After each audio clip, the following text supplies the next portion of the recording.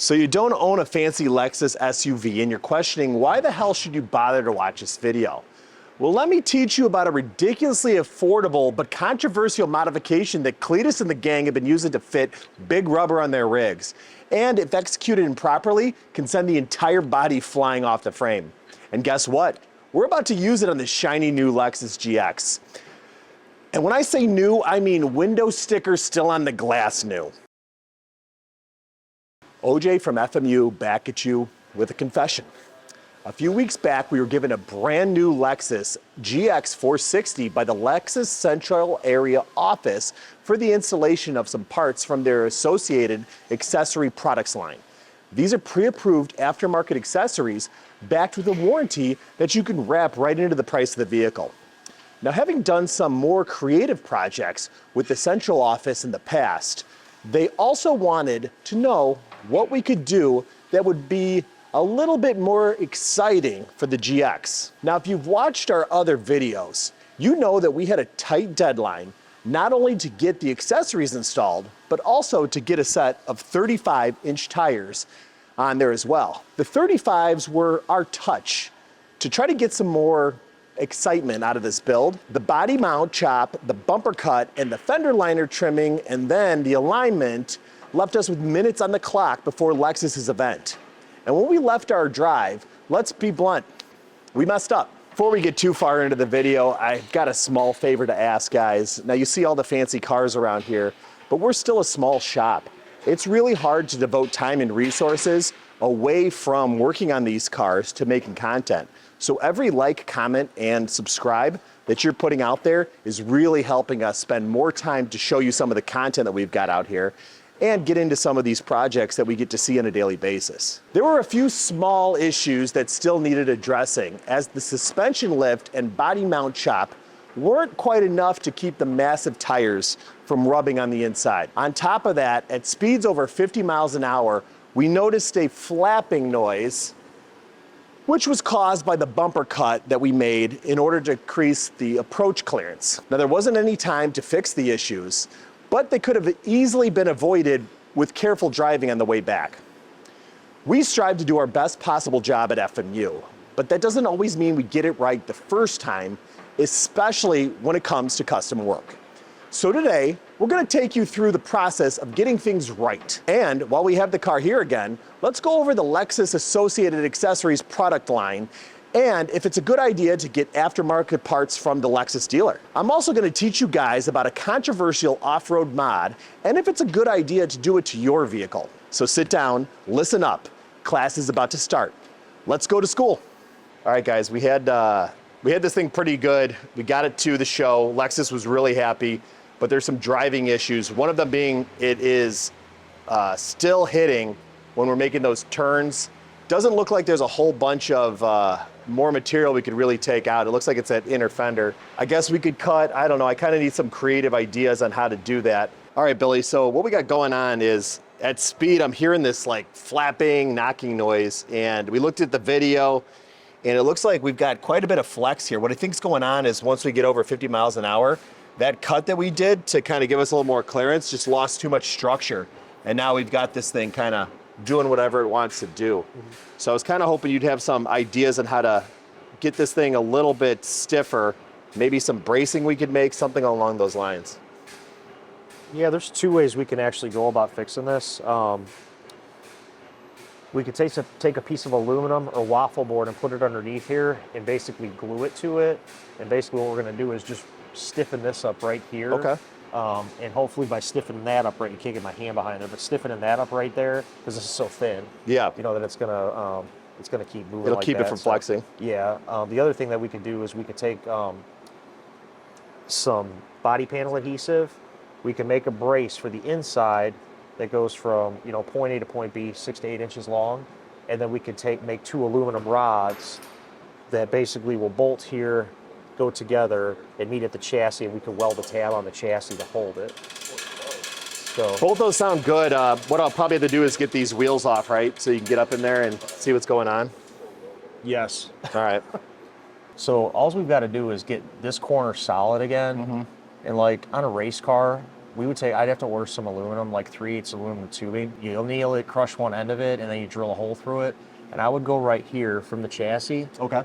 Basically, it would have a tab on it and an aluminum bar. Oh, and just comes that straight went over? straight over like Oh, that. hell Because yeah. what that does is that'll lock this in, and then you lose all of that. You know what I'm saying? Okay. I mean, you might have a little bit here, but we took a lot out of it. No, and I mean, there But wasn't... it's not going to do this anymore. It's going to hold it. The main issue is it's flopping. Flopping, yeah. So as long as there's some rigidity there, it's going to stop flopping. You Yeah, know, if there's a so- little flex to it, there's a little flex to every panel in the car. That's the easiest way to do it without riveting into things. And I don't think we need to do it complicated. I think as long as we give it a little structure. All right, well, I'll order that too. So 3/8 aluminum tube, Long two enough. flat ends on it, hole drilled in it. We'll put it right here. We'll find a place to attach it. Okay. Right here, and then, I mean, we could probably even, nah, that's too far out. We need to I mean, it'd be nice further here. You could use this nut, but I don't know. I mean, we might still have to cut some of this. See, I'm afraid that if we do that, though, we're still going to have this moving in here. Correct. We're for more at a center point right here, like And that this bolt right there. This yep. bolt here for the headlight, I think, might work pretty well too. Yeah, so that'll, once that stiffens that up, we'll be It good. won't move, yeah. Yeah. As long as we stop that, you know, Yeah. flop, flop, flop, flop So, at speed. yeah. I'm good. If we needed to find one up higher, like if we needed to bring 2 to 1, so like one here to there and then one up higher and down, we could do that too. Okay. But it's just I something. think once you get that one on, we'll decide how much flex. Yeah. So we'll just shoot for that. You could think do we it. get it by tomorrow? Could try. All right, find out for me. See this? Always pressure. Always pressure. We've got a short week here, so I want to get this all done before the holiday. I want to get the old wheels back on this thing, and then we got to figure out, I don't know if you've got any suggestions. We got to get it up in the air, maybe just look at what we can do to try to get this thing a little bit more clearance. But let's start by maybe getting the old wheels on there. All right, let's do it. Let's get the wheels. I hate going up here. This is kind of a graveyard for all the stuff that comes off of cars, and stuff just piles up, makes some people upset. Did you find the wheels, Keller? I did. Let's get these mounted up. A lot of stuff up here. Some of the guys give me some slack for keeping the stuff up here, so. Okay, it's all just garbage. Yeah, but like, what Does if all we, this stuff make you happy? what if we need this stuff one day? Dude, hey. Body lift? Oh, is that the body lift kit for the 4Runner? Yeah, it's the body lift kit. I'm out of here. It's just what we need. Hey, Keller, I think we're doing a body lift to this thing. That'd probably give us the clearance we need. Isn't that funny how that works? 4Runners and GXs are so different. I don't think it'll work. Johnny, you Ow. go down there, I'll throw you a tire.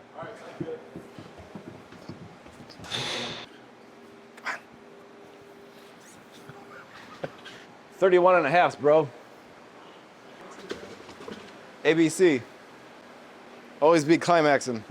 So the idea here is Lexus is trying to get into the aftermarket game and make their vehicles more attractive by offering some parts that appeal to people who are doing things like off-roading and overlanding. So let's start right off with the Prinsu roof rack. Now, this thing is made out of high-quality aluminum. It's powder-coated black, and as you can see, it's got these crossbars with built-in drop points that are actually modular, so you can move your load around, tie it down in different areas. It drops right into the factory roof rails, so it's pretty fairly straightforward to install. You just have to remove the factory roof rails to begin with. But once it's installed, this thing should be able to support a tent or whatever loads you want to put up there. All in all, we're pretty impressed with the piece, especially some of the molding that's on here. A lot of this is going to quiet down some of the wind noise you might otherwise get if it wasn't there. I was really impressed with how straightforward it was to install and how sturdy it seems. I'd have no problem getting up there and jumping around. Of course, I'm not going to do that on this thing, but if you're looking for a nice roof rack, especially something that you can tie into your vehicle at the time of purchase, this is a no-brainer. All right, on to the CBI rock sliders. Now, these are made out of a very tough, very heavy-duty steel that's coated in a black powder-coated finish. Now, CBI makes some off-road body armor. These are no different. They're gonna be able to bounce you off rocks, not get anything important stuck on there. The only thing that we had a hang up on is that the products needed to be cut in order to finish the vehicle correctly. And as you can see, this is the factory side step here. and we had to trim off this, and the trimming instructions weren't exactly straightforward. We would have liked a little bit less gap in between there, but that being said, it looks really nice and gives you a nice step up to be able to get inside the vehicle. And we can't forget about the lift. Now, Bilstein has been part of some of our builds in the past. They make some great products, so this is no different. What we've got here is the Bilstein lift kit that includes the B8 5100 ride height adjustable front shock absorbers and the B51 rear shock absorbers and the B12 lifted spring package. So this package will provide a modest lift for the GX without sacrificing the ride and handling.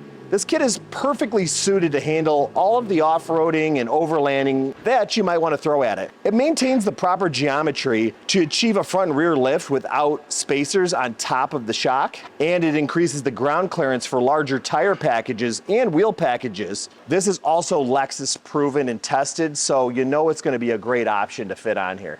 A stroke of luck, we found a body lift kit off a car that we're no longer using, and it might work perfectly to give us the clearance we need in order to keep this thing from rubbing. So now a body lift is fairly controversial in the world of off-roading. Maybe it doesn't deserve all the hate it gets. Now, what we're planning on doing here, disconnect the bolts that hold the body to the frame.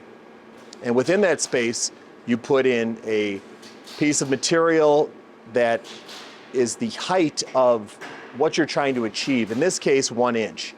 Now, this is the actual body lift mount we're using. This appears to be Darylin polyurethane, some sort of hard plastic that will be achieving the space we're trying to get to increase the clearance for the tires and the suspension. What essentially you're doing is you're leaving the stock suspension and frame intact while raising the body off. So we've got this thing all prepped, and as you can see, I've already lifted the body off of the frame, and what we're going to be able to do is just slide this guy up and in here, and the idea will be to hopefully drop the bolt down from the top. So I'm taking the bolt, I'm going to be trying to drop it back through.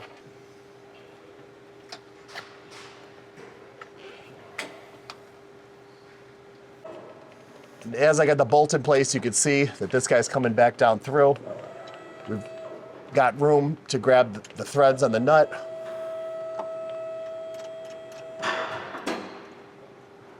And now with this in place, we just got to make sure we torque it to spec, and we've lifted the body.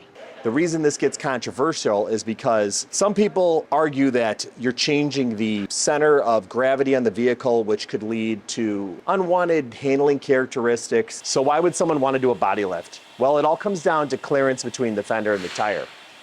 Doing a body lift can allow you to run a bigger tire, which means more ground clearance, but also more ability to flex when you're off-roading. The reason these are so popular is because they're really kind of cheap to do. Now, there are some kits available out there, but even when compared to the cost of lifting a vehicle properly with suspension modifications, they're going to be much, much less expensive.